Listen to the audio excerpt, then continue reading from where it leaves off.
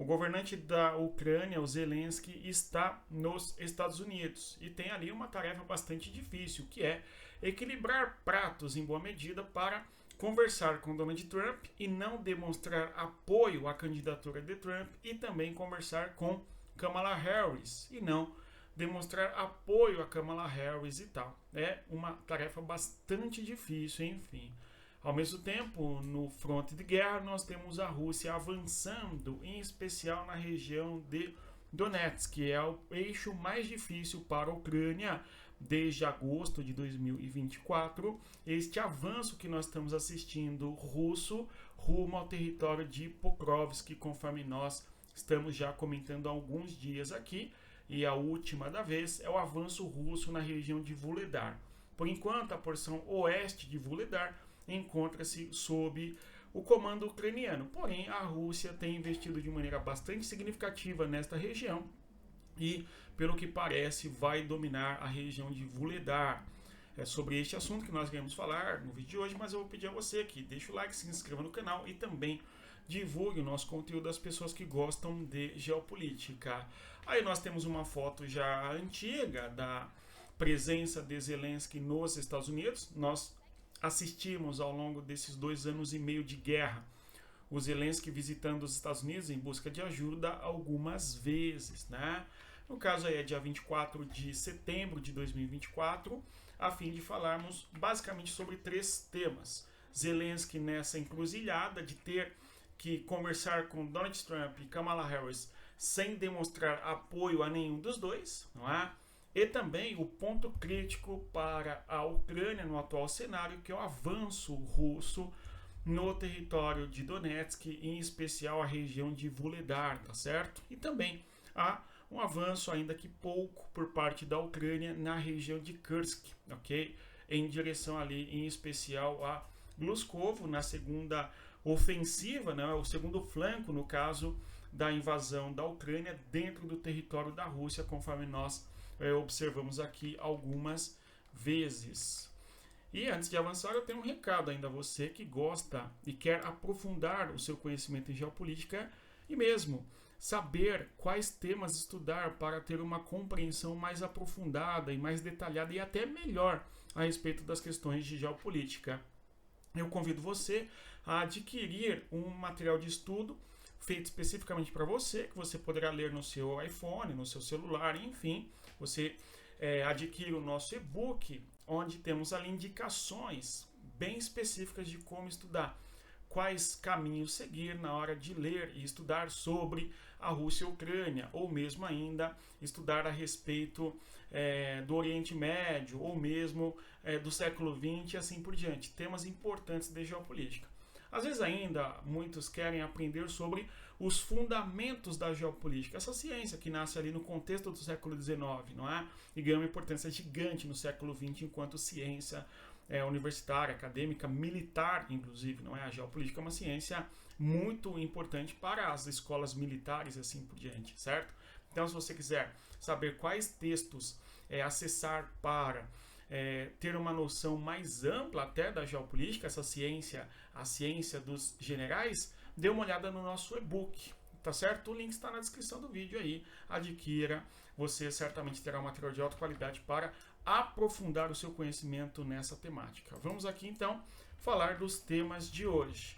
Nós temos aí então o território da Ucrânia, conforme nós sabemos, não é? E os frontes de guerra. Isto está em debate, até porque o Zelensky vai apresentar um plano de paz, pelo menos é o que nós estamos esperando, no discurso que ele fará ali na ONU ao longo dessa semana. Começou hoje ali na Assembleia Geral da ONU a fim de discutir os diversos temas.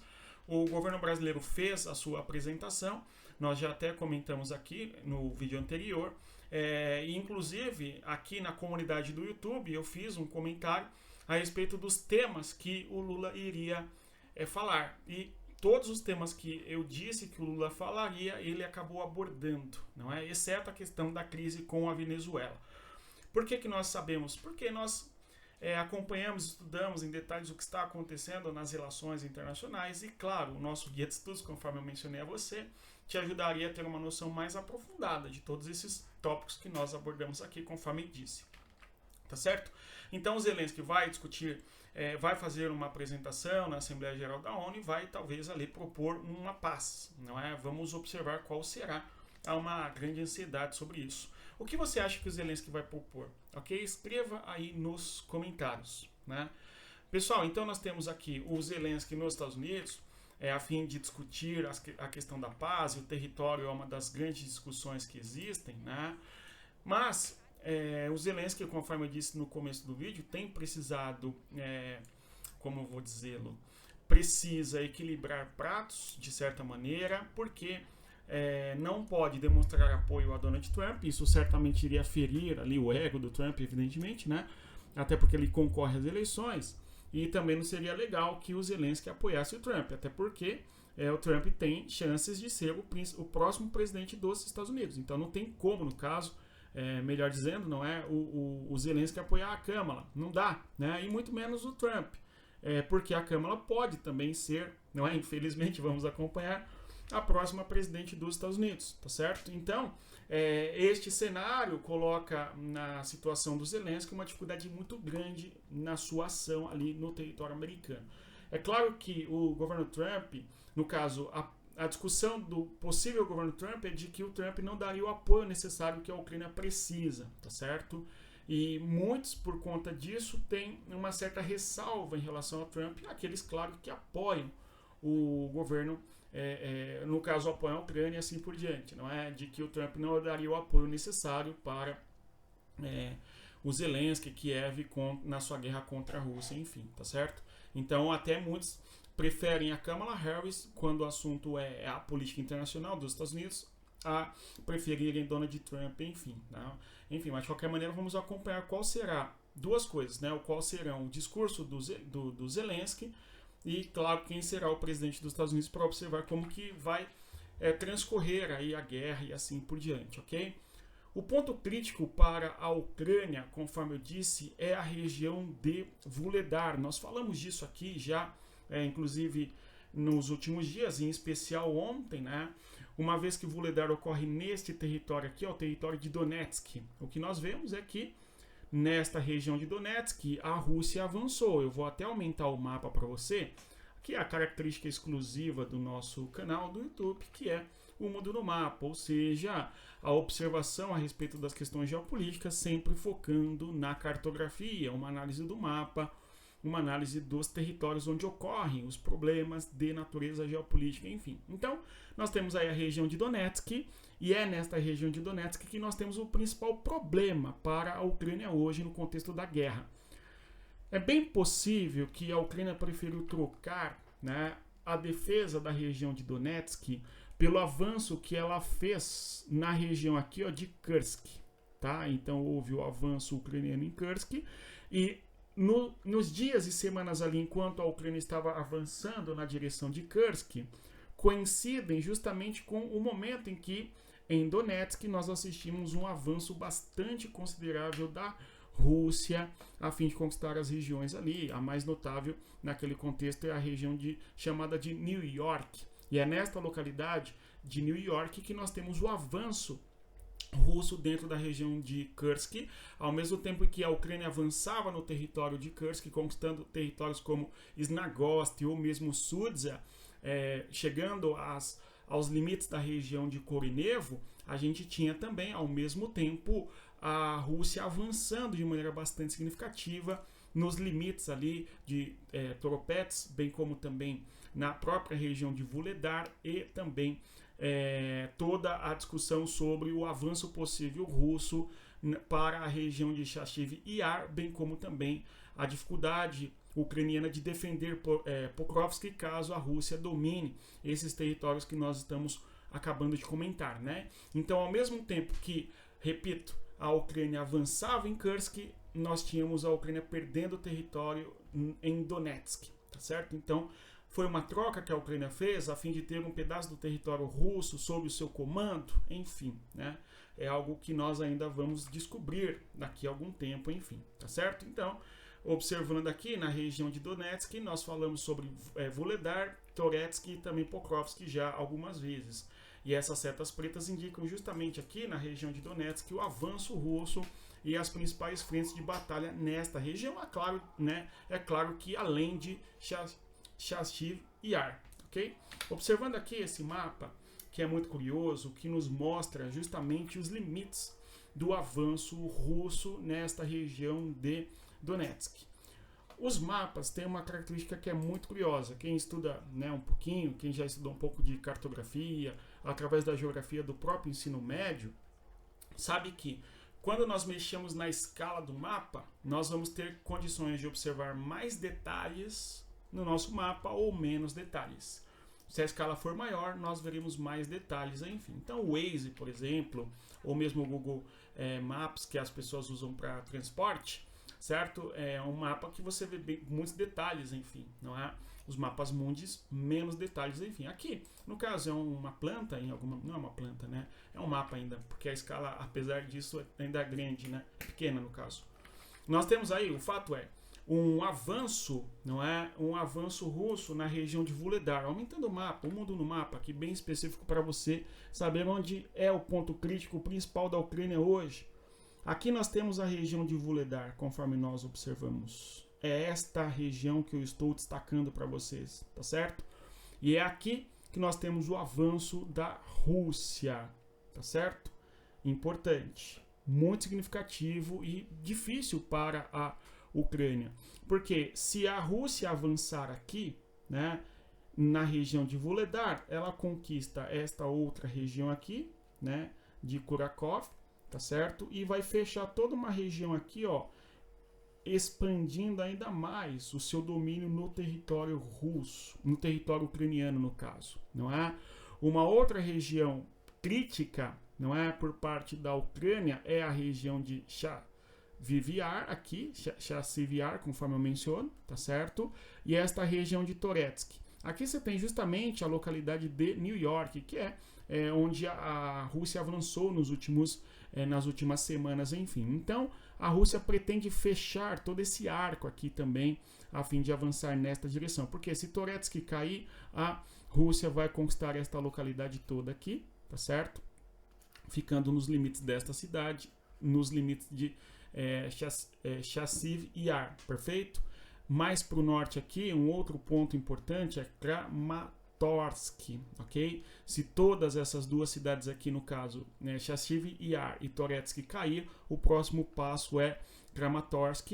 E no caso aqui, o próximo avanço na região mais ao sul é nesta localidade aqui, ó, de Pokrovsk. Qual que é a importância da região de Pokrovsk? Chega até Pokrovsk muito, né? Muito mesmo aí da logística de guerra por parte da Ucrânia, tá certo? A partir de Pokrovsk, vou até destacar numa cor diferente, né? Para nós observarmos, a partir de Pokrovsk, você tem um elo de interconexões para o apoio militar e logístico aqui nesta frente e nesta frente também, né? Que chega de outras regiões da retaguarda. Por isso que tal região de Pokrovsk é tão importante.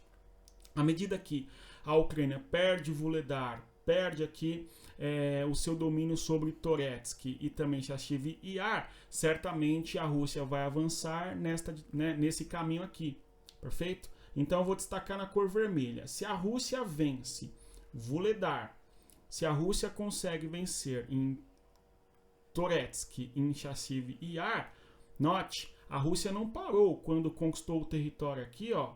Vejam vocês, esse território de Bakhmut foi bem difícil. Soledar também, né? Mas a Rússia avançou nestas regiões, tá certo? E à medida que a Rússia avançou, ela foi fechando o arco, que é a concepção de moer e avançar, tá? Se estas três regiões caem, a Rússia fecha esse arco aqui, ó. E fechando esse arco, o conflito vai se dar justamente nessa região de Pokrovsk, tá? Vamos continuar acompanhando qual que será o desfecho deste cenário todo. Aqui observando justamente um outro mapa, muito interessante, né, gente? Muito interessante mesmo. Justamente o quanto a Rússia ela foi conquistando todas essas cidades e ela avança de norte a sul, né? Uma coisa curiosa. Então, assim, a Rússia não avança só num ponto específico, numa cidade, ela avança no norte e no sul, no norte e no sul, no norte e no sul, e vai fechando um arco bastante considerável de porção territorial à medida que ela consegue vencer as batalhas nestas cidades. Em especial, nós vemos muito isso, né? Nós vemos muito isso na região de Donetsk. Quando nós observamos aqui, vejam só, foi muito difícil para a Rússia ter conquistado a região de Bakhmut, mas avançou. E avançou de Bakhmut para Avdiivka, e avançou também. Aí nós vemos ali ao sul, Vuhledar, tá certo? Que é o próximo passo. E Chassiv Yar também. Então a Rússia ela vai avançando no norte e no sul, no norte e no sul. E tem, claro, ali já é na região de Kharkiv, a tentativa russa também de avançar na localidade de Kupiansk, né? É claro, esse avanço russo se dá de maneira coordenada, em boa medida, na lógica ali do que nós compreendemos como moer e avançar, bem difícil. Há discussões de que a Rússia perdeu 10 mil soldados aí na região de Bakhmut, né? Uma vitória obtida, mas com muito custo, né? Ao mesmo tempo também existe uma defesa bastante considerável da Ucrânia apesar de toda a dificuldade eventualmente, não é, de enfrentar a Rússia, a Ucrânia conseguiu manter muito tempo a posição de Bakhmut, né? E também Bakhmut caiu, depois Avdiivka caiu, não é, conforme nós vemos aqui mais ao sul, mas por enquanto ainda, né, não caíram Vuhledar totalmente, nem Chassiv Yar, tá certo? São os próximos passos aí que a Rússia tem apostado. Ao mesmo tempo, quando nós observamos lá na região norte, já no território de Kursk, eu vou até aqui destacar com vocês os dois frontes importantes que nós temos, né? Vejam só. Então, no limite fronteiriço de Sumy é onde nós temos a localidade justamente ali de Kursk, não é isso? Então, quando nós olhamos aqui no território fronteiriço Rússia-Ucrânia, então Sumy é esta localidade, e aí nós temos aqui a região de Kursk, perfeito? Que é já território russo, né? Então nós temos o avanço ucraniano, representando na cor azul, conquistando uma extensão geográfica considerável, conforme nós sabemos. E a guerra e seus limites ocorrendo na região de Korenev. Aqui nós temos a região de Korenev. E a partir de Korenev, né, nós tivemos uma contraofensiva russa e uma conquista territorial aqui, na região de Kursk. Não é isso? Uma reconquista do território. Porém, o que nós vimos e está acontecendo agora é um avanço ucraniano nesta outra direção aqui, tá certo? Com o objetivo de chegar até a região de, né? Como chama ali, me foge o nome agora, mas nós temos um avanço de um segundo flanco nesse contexto da guerra por parte da Ucrânia dentro do território de Kursk, não é isso? Então ali a Ucrânia com o objetivo de chegar até a região do interior de Gluskov, tá? Então a Ucrânia abriu um novo flanco, conforme nós sabemos, né?